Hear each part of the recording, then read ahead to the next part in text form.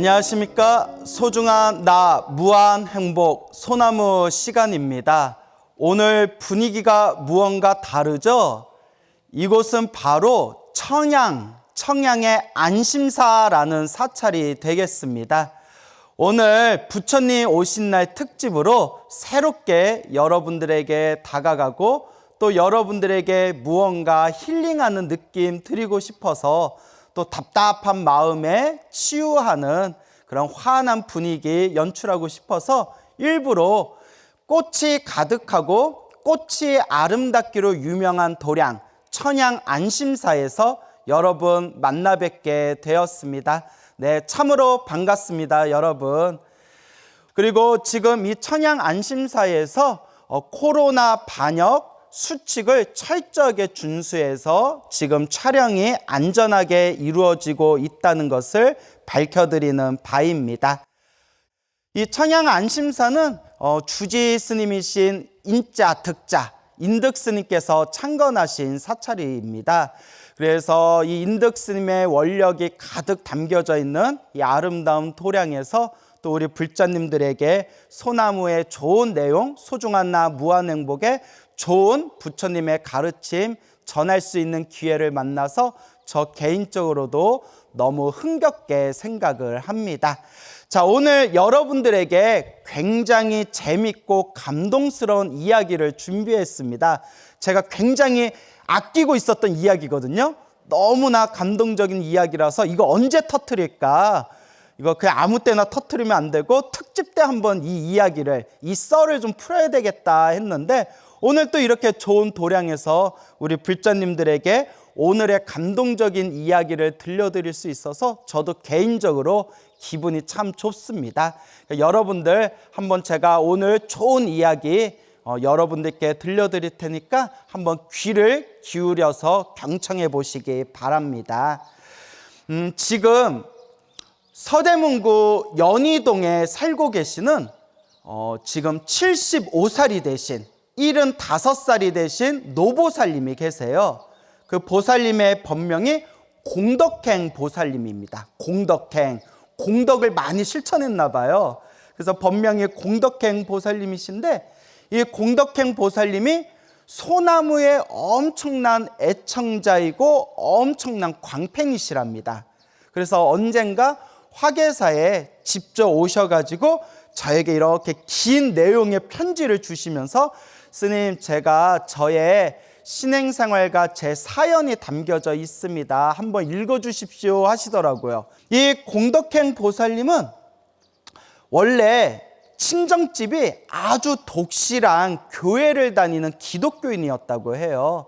그래서 부모님도 완전히 교회에 깊은 믿음을 가지신 분들이었고, 친오빠는 교회 집사셨고, 올케 언니는 권사셨고, 또 자기도 어렸을 때부터 교회를 다니면서 성인이 되어서는 교회 주일학교에서 아이들을 가르치는 교사였다고 합니다.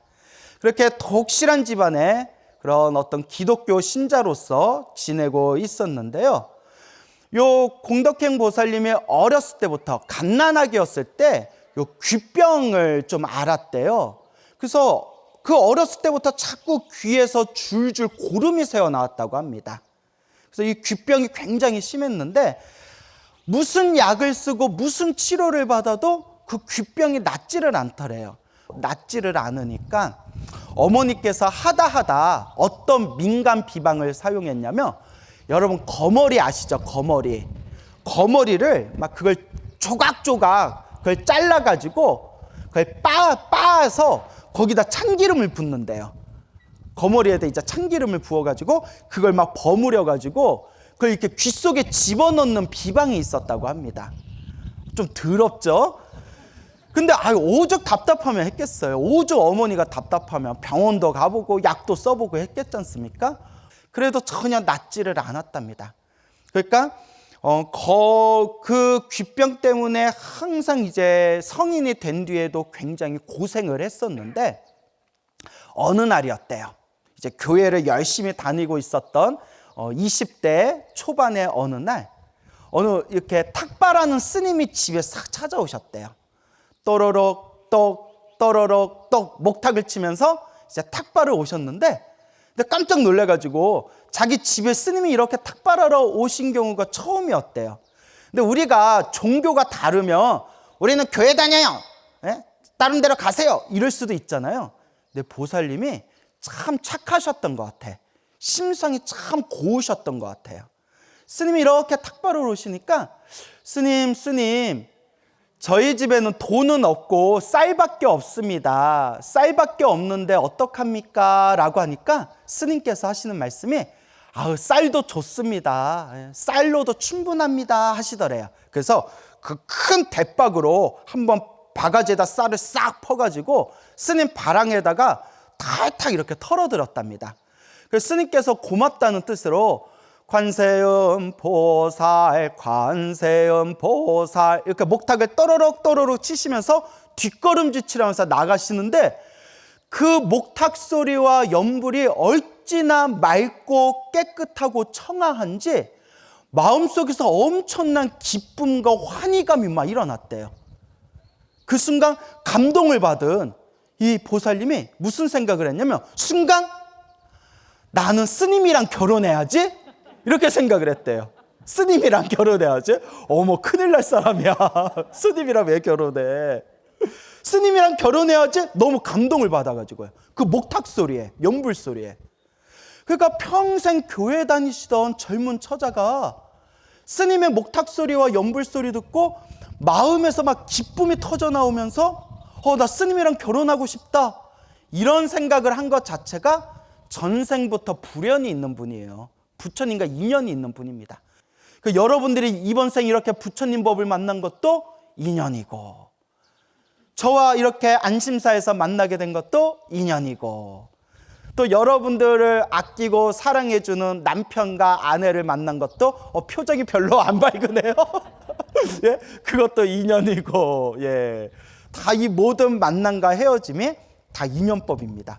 그러니까 요 보살님도 전생에서부터 부처님과 깊은 인연이 있었기 때문에 스님의 목탁소리와 연불소리를 듣는 순간 너무나 마음이 기쁘고 환희심이 막 일어나면서 나 스님이랑 결혼해야지?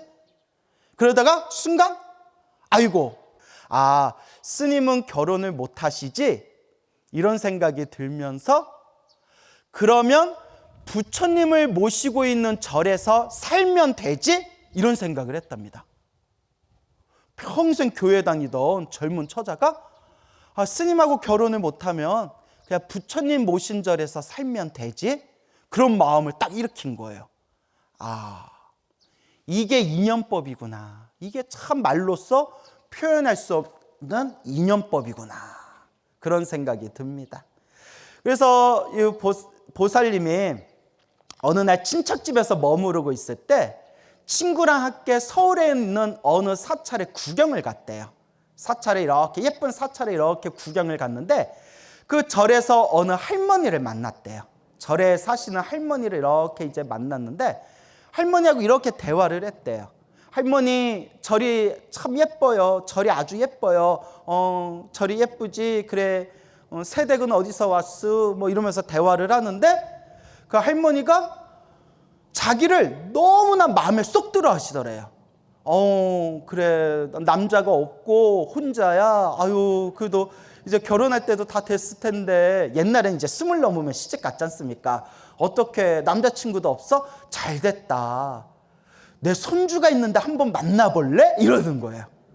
그래서 그러면 한번 만나볼까요? 그래서 이제 이걸 전문 용어로 부팅이라고 하죠. 예? 자, 그래서 이제 서로 이제 만나게 됐어요. 할머니가 이제 중간에서 다리를 놔줘가지고, 그래서 이제 만났는데 손주가 너무 착하고 마음에 쏙 들더래요. 이것도 인연법이에요.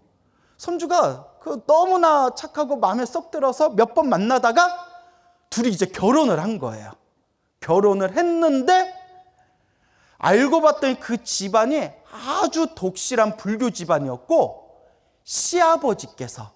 시아버님이, 그러니까 절에서 만났던 할머니의 아드님 되시는 분이, 자기의 시아버님이 스님이었던 거예요. 이야, 이거 묘하죠? 그래서 시아버님 하고 만났는데 스님이신 거야. 근데 자기는 좋았대요. 이게 불심이고 이게 불연이에요. 그래서 이제 스님이신 그 시아버님의 그 아주 오랫동안 불교를 믿는 독실한 불교 집안에 평생 교회 다녔던 아가씨가 시집을 가게 된 겁니다. 근데 자기가 평생 교회 다녔던, 어렸을 때부터 교회를 다닌 모태신앙의 습관 때문에 처음에는 이제 불자가 되지를 못합니다. 그리고 시집을 간 뒤에도 처음에는 교회를 다녔대요. 교회를 다녔는데 다행히 시댁에서는 자기의 종교를 굉장히 존중해줬대요. 원래 불교에서는 그러지 않습니까? 남의 종교도 많이 존중해주고, 우리가 흔히 스님, 우리 아들이 불교를 안 믿고 딴 종교 믿어요 하면 우리 불자들은 뭐라고 해요? 괜찮아요. 뭘 믿어도 착하게만 살면 돼요. 약간 이런 분위기가 있지 않습니까? 그래서 교회 다니는 자기를 그렇게 이제 나무라지 않고 자기의 종교를 이렇게 시댁에서 존중을 해주셨대요. 그런데 결혼을 해서 이제 첫 번째 아이를 낳고 난 뒤에도 계속 이렇게 귀에서 이제 고름이 줄줄 새는 거예요. 그래서 항상 1월 달하고 8월 달 때 견디기 힘들 정도로 귀가 아팠대요. 1월 달은 겨울이고 8월 달은 여름이지 않습니까? 그러니까 한겨울이나 한여름에 막 며칠씩 도저히 참을 수 없을 정도로 막 귀에서 고름이 새어나오면서 막 귀가 아팠는데 어느 날이었대요. 첫 번째 아이를 낳고 나서, 아들을 낳고 나서 장남이 3살이 되었을 때 이 보살님이 26살이었대요. 그러니까 23살에 첫 아이를 낳았겠죠. 26살이었을 때 이 보살님이 하늘에서 소나기가 두두두두두두두 떨어져가지고 소나기 내리네. 이거 마당에 빨래 널어놨는데 해가지고 빨래 거들려고 마당에 이렇게 걸어가는 순간 갑자기 왁 하면서 피를 토했대요. 피를 토하고 그 자리에서 쓰러져 버렸대요. 집안에서 난리가 나가지고 큰 병원에 데려갔겠죠. 근데 의사가 다 이렇게 검진을 하고 난 뒤에 폐병입니다. 폐병입니다. 그리고 지금 손을 쓰기에는 너무 늦은 것 같습니다. 그냥 먹고 싶은 거 실컷 먹고 하고 싶은 거 실컷 하다가 그냥 편안히 가게 해주세요 라고 의사가 이야기하더래요. 가망이 없다는 거죠. 그리고 병원에서 이제 독한 약을 하나 지어줬대요. 그래도 이거 먹으면서 먹고 싶은 거 실컷 자시고 하고 싶은 거 실컷 하시면서 마음의 준비를 좀 하십시오라고 시한부를 통보받았는데, 근데 그렇게 몸이 아픈 와중에서도 둘째, 셋째를 또 낳았대요. 참 이 사람의 생명력은 너무 오묘해요. 그렇게 아픈데도 둘째도 낳고 셋째도 낳고 그럭저럭 살았대요. 아픈데도.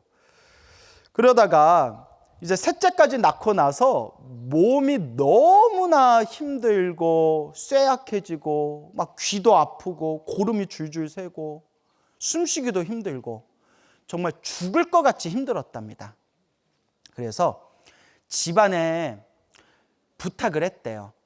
제 마지막 소원입니다. 제가 기도원에 들어가서 기도원에서 제가 일주일만 금식 기도하고 오겠습니다. 사람이 너무 힘들고 괴로우면 마지막에는 신앙에 의지하지 않습니까? 근데 이분은 어렸을 때부터 자신이 믿었던 종교가 따로 있었기 때문에 이제 시댁에 부탁을 한 거예요. 제가 따로 기도원에 가서 기도 좀 하고 오겠습니다. 시댁에서는 이렇게 허락을 해줬대요. 네 소원이면 해야지.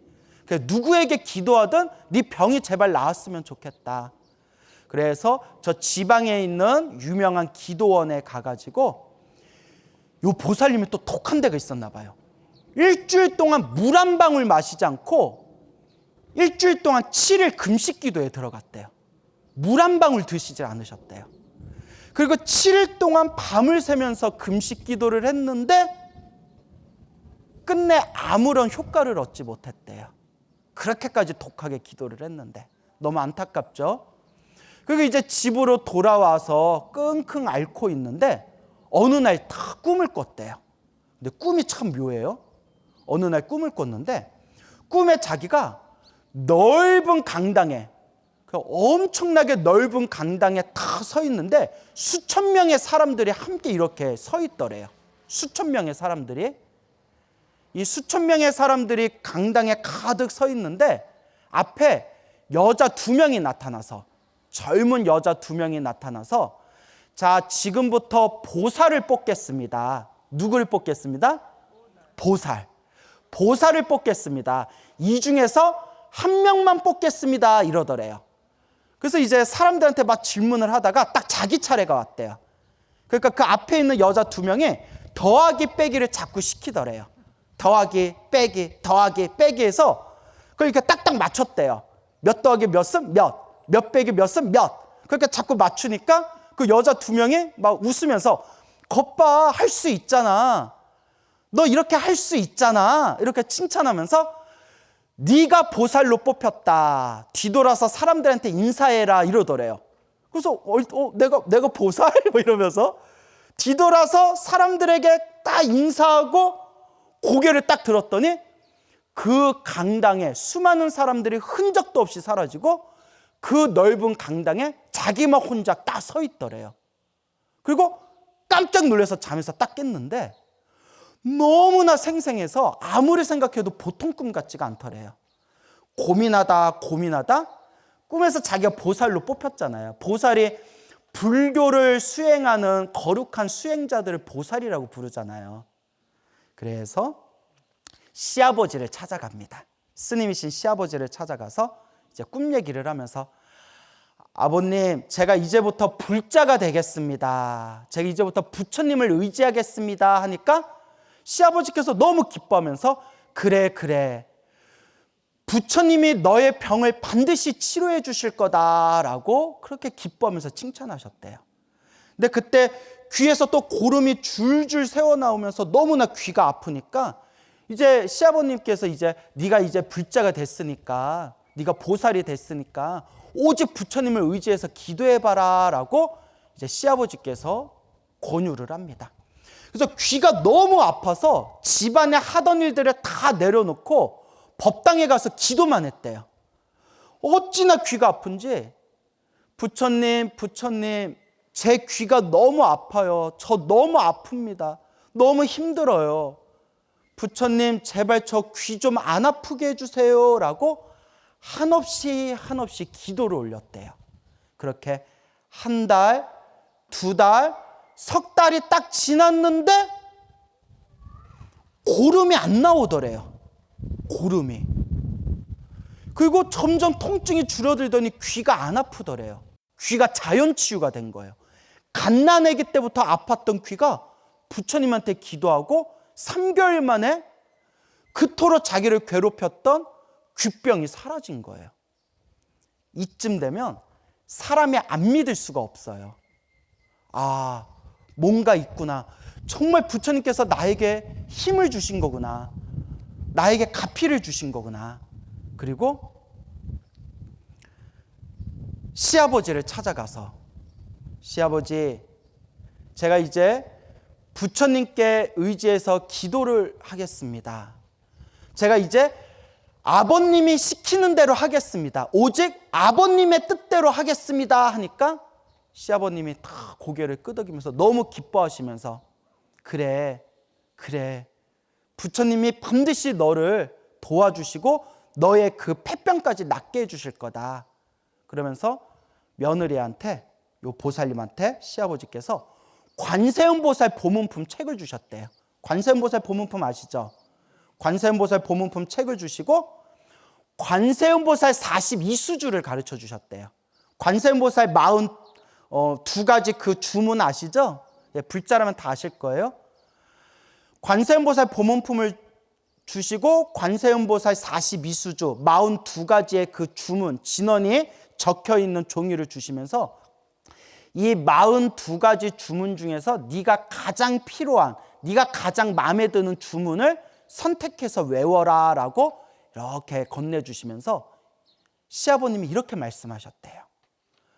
애기야, 너 아픈 거 내가 다 짊어지고 갈게.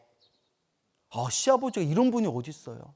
애기야, 너의 그 병, 너의 그 아픈 거 내가 다 가져갈 테니까 너는 아무 걱정하지 말고 오직 부처님께 기도해라. 부처님이 도와주실 거다. 그리고 그날부터 계속 기도를 합니다. 하염없이 관세음보살, 관세음보살, 하염없이 법당에서 관세음보살을 마음으로 끊임없이 부르면서 42수주 진언을 외우면서 끊임없이 관세음보살님께 염불하고 한없이 기도를 올렸대요. 하염없이 눈물을 흘리면서 제발 이 병이 낫게 해주세요.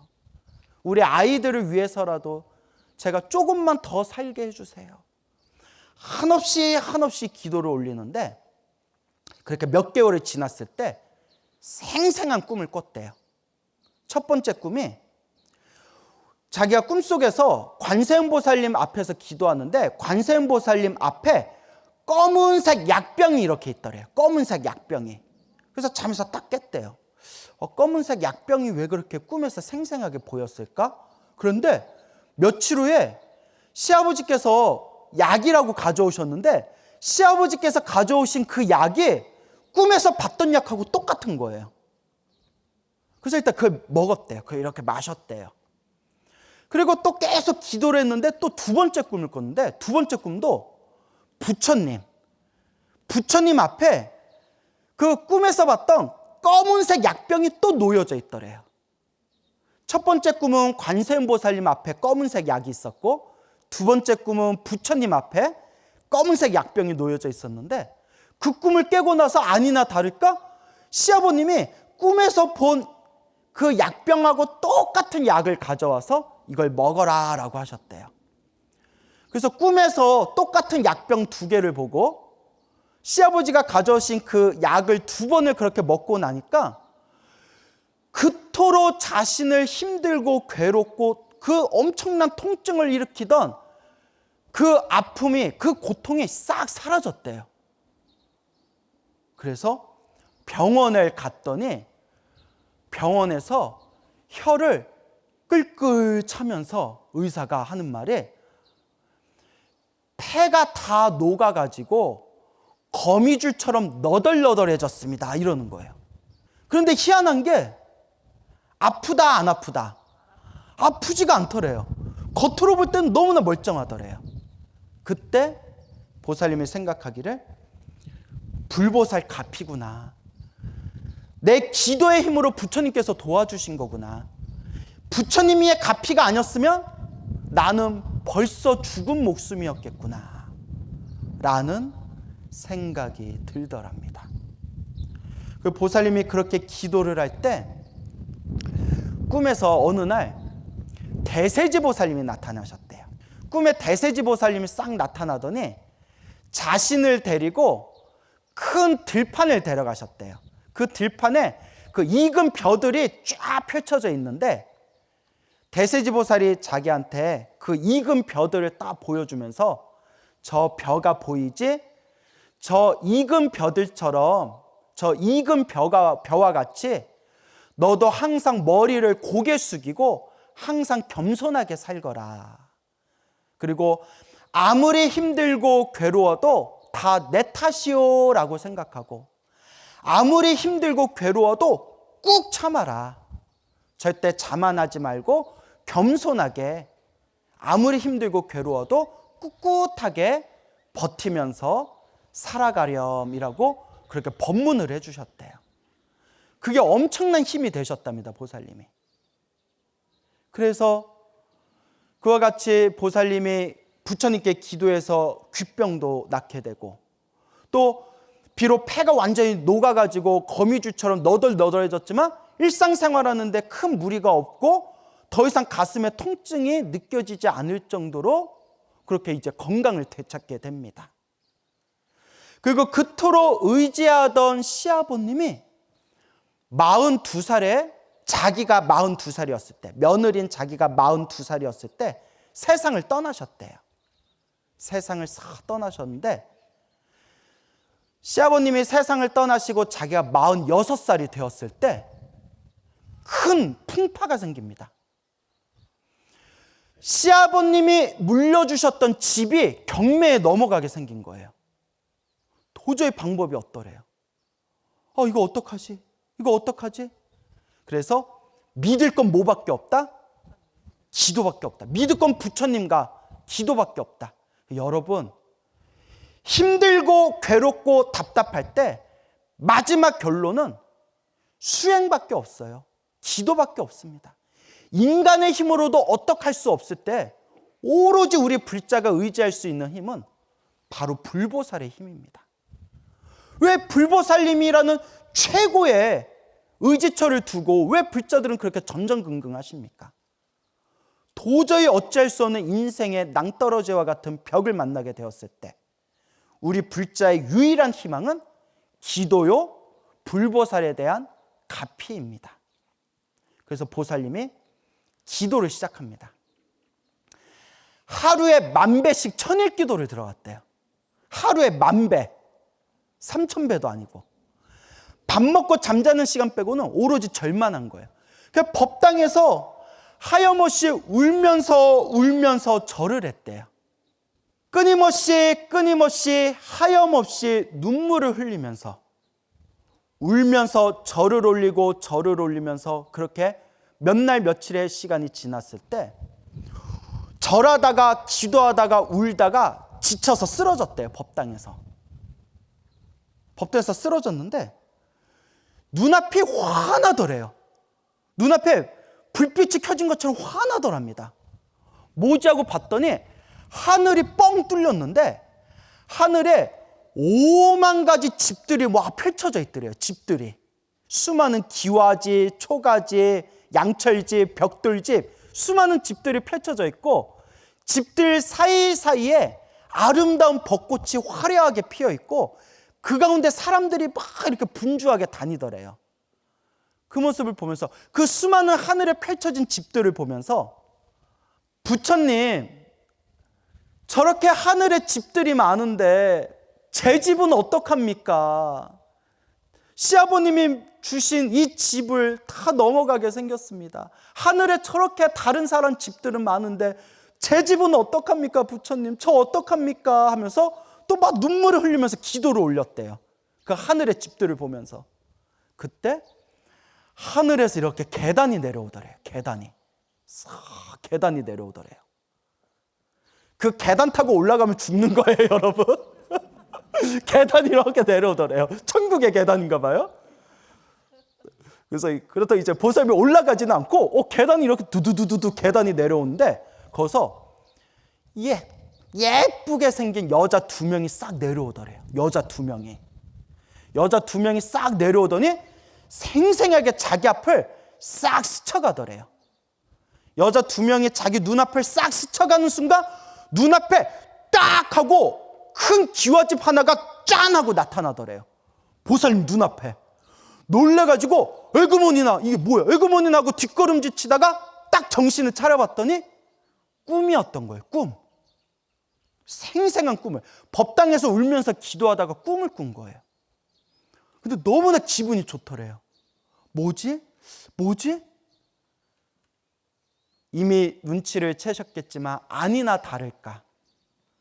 그 꿈을 꾸고 나서 너무나 기적같이 그리고 너무나 우연히 그 경매가 잘 마무리돼가지고 집을 지킬 수가 있었대요. 너무나 기적같이. 근데 더 놀라운 게 보살님이 46살에 그 꿈을 꾸고 나서 그 뒤로는 큰 풍파 없이 아이들 잘 키우면서 지내오게 되었는데 지금 그때 꿈에서 봤던 기와집하고 똑같은 집에서 살고 계시대요. 그래, 이게 부동산이에요, 여러분. 여러분 집이 필요하시면 부처님한테 집 하나만 던져달라고 웃자고 한 말이고요. 그때 꿈에서 봤던 기와집하고 똑같은 집에서 지금 살고 계시대요. 여러분 이걸 우리가 어떻게 과학으로 설명할 수 있겠어요? 인간의 생각으로 인간의 의식으로 헤아릴 수 없는 이 묘한 가피의 힘을 어떻게 중생의 아르마리로서 그걸 다 헤아릴 수가 있겠습니까? 그래서 경전에서는 불보살님의 이 위대한 힘을, 이 위력을 불가사의다라고 표해요. 불가사의. 생각으로 헤아릴 수가 없다. 중생은 생각으로 헤아릴 수가 없는 세계가 불보살의 위력입니다. 힘들고 괴롭고 답답할 때 여러분 울지 마세요. 막 인생 괴롭다고 한탄하지 마세요. 차라리 울 시간에, 인생 괴롭다고 한탄할 시간에 뭐라도 한 번 더 해라. 관세음보살을 염불 하시고 한 번이라도 부처님께 절을 하고 한 번이라도 부처님의 경전을 사경하고 그렇게 기도를 해보세요. 정말 불보살님의 힘은 너무나 놀랍기 그지없습니다. 그래서 이 보살님은 이와 같이 목숨을 걸고 기도하면서 숱한 가피를 경험을 하셨다고 합니다. 근데 그것을 다 일일이 표현하면 책 한 권으로도 모자라서 그나마 몇 가지 중요한 내용을 편지로 써서 저에게 주셨는데 편지도 좀 길어요. 그래서 제가 너무나 이 내용이 감동적이고 너무나 제 자신도 막 믿음에 솟구쳐서 이 좋은 얘기를 꼭 불자님들에게 들려드리고 싶다. 정말 불보살 가피가 있구나 라는 것을 우리 불자들에게 꼭 전하고 싶다라는 생각이 들었습니다. 보살님이 지금 75이신데 콩팥하고 폐하고 심장이 거의 다 녹아 있대요. 지금 녹아 있는데 겉으로는 멀쩡한데 폐하고 심장이 완전히 거의 너덜너덜해져 있는 상태라서 병원에 가면 의료진들 다들 놀란대요. 어떻게 이 몸으로 지금 걸어 다니시냐고, 이 몸으로 어떻게 움직이시냐고. 병원에서도 기적이라고 한대. 기적이라고. 그런데 아무리 생각해도 자기가 이렇게라도 몸을 건사할 수 있는 게 기도의 힘이었고 불보살의 가피였다. 이 공덕행 보살님이 그 폐병을 치유하기 위해서 한없이 부처님한테 기도할 때 뭐라고 소원을 빌었냐면 장남이 첫 아들이 20살 될 때까지만 살게 해주세요라고 기도했대요. 몇 살 될 때까지만? 20살 될 때까지만 저 살게 해주세요라고 기도를 올렸다고 합니다. 왜냐? 아무리 봐도 자기가 오래 살 수는 없을 것 같은데 아들을 셋이나 낳았는데 아니 그 몸이 안 좋으신데도 어째 그렇게 잘 나오셨어? 그것도 인연법인가? 아들을 셋이나 낳았는데 그 어린 아들들을 두고 떠나려니까 눈이 안 감아질 것 같다라는 거예요.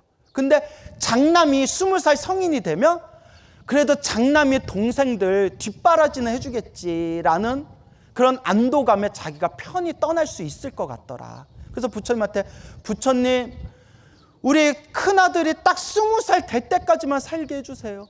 큰아들이 20살 되는 순간 부처님이 나타나셔서 자 어서 가자라고 하면 아무 군말 없이 따라가겠습니다.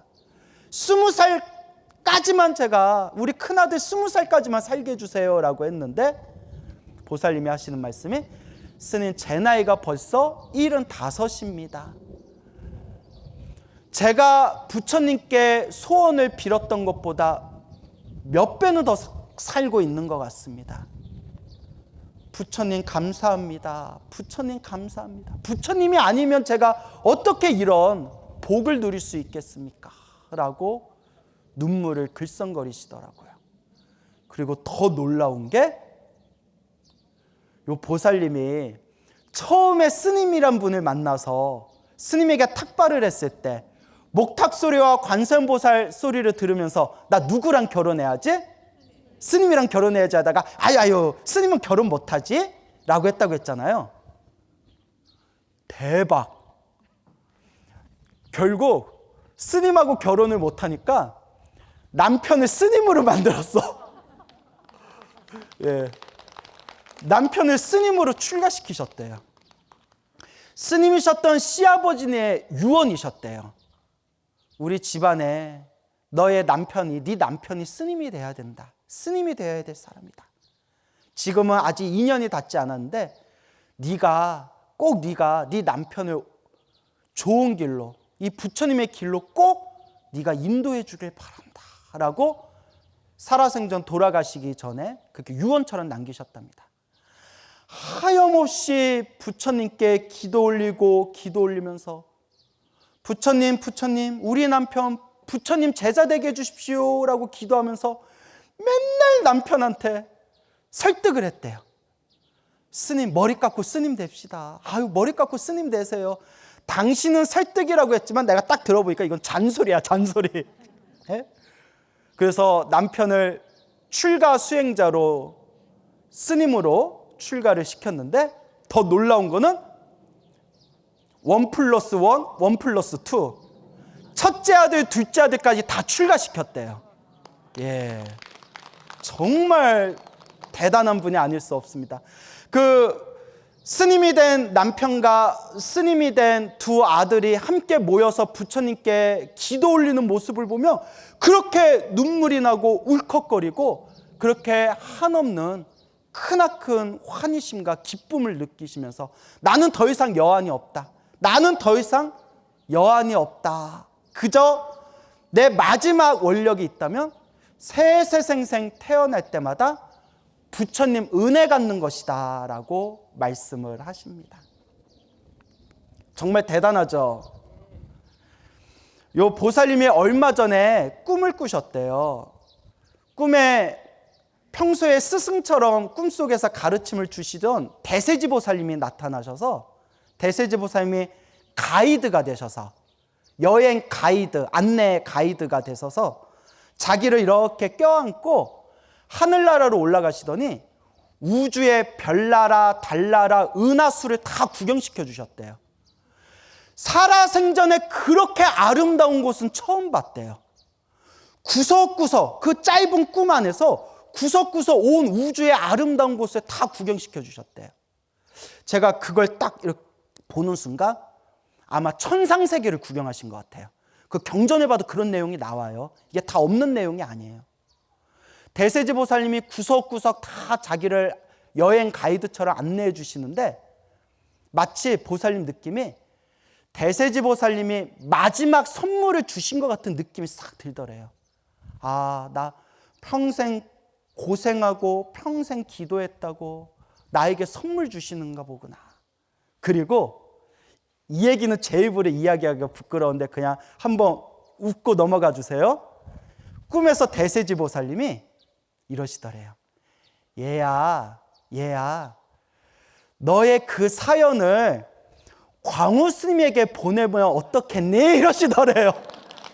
그래서 제가 물론 그냥 꿈이니까 꿈은 집착하면 안 되지만 그냥 웃고 넘어가야 되지만 그냥 제가 혼자 흐뭇하게 무슨 생각했냐면 우리 소나무의 명성이 대세지 보살에까지 알려졌구나. 네, 대세지 보살님이 너의 그 이야기를 광우 스님한테 보내면 어떻겠니? 라고 꿈에서 대세지 보살님이 권유를 하시더래요. 그래서 아주 예쁜 글씨로 정성스럽게 편지를 써서 저한테 화계사에 직접 가져오셨습니다. 그리고 만나뵐 때도 참 보통 분이 아니다 생각을 했지만 나중에 정말 너무 겸손하시더라고요. 나중에 제 방 안에서 편지를 딱 보면서 엄청난 제 감동을 느꼈습니다. 나보다 더 스님답다. 부끄럽지만 나보다 더 진짜 부처님 제자답다라는 생각이 들었습니다. 어때요? 오늘 이 어느 불자님의 이 아름다운 이야기 재밌으셨어요? 이야기를 하면서도 제가 감동이 느껴집니다. 이렇게 보이지 않는 곳에 너무나 훌륭한 불자님들이 많으신 것 같아요. 이렇게 보이지 않는 곳에 오로지 불심으로 충만하신 이 불자님들 덕분에 그래도 오늘날 이 한국 불교가 유지되고 지탱되고 있다는 느낌이 듭니다. 여러분, 항상 제가 불자님들에게 마지막으로 드리는 이야기가 있습니다. 좋은 일도 나쁜 일도 누가 지은 업이다? 내가 지은 업이다. 행복도 불행도 철저히 내가 지은 업이다. 행복해지고 싶다면, 나의 불행을 소멸하고 싶다면 결국 누가 닦아야 된다? 내가 닦아야 된다. 기도하세요. 복을 지으세요. 가장 중요한 거, 마음을 잘 쓰세요. 이 세 가지를 꼭 명심하시기 바랍니다. 기도하세요. 복을 지으세요. 평소에 마음을 잘 쓰세요. 늘 불보살님의 가피가 여러분들과 함께 하실 겁니다. 여러분, 행복해지고 싶습니까? 행복한 삶을 창조하고 싶습니까? 복을 지으십시오. 선업을 지으십시오. 공덕을 쌓으십시오. 복과 선업과 공덕의 힘이 여러분들을 진정한 행복의 길로 이끌어 줄 것입니다. 여러분, 성불하십시오.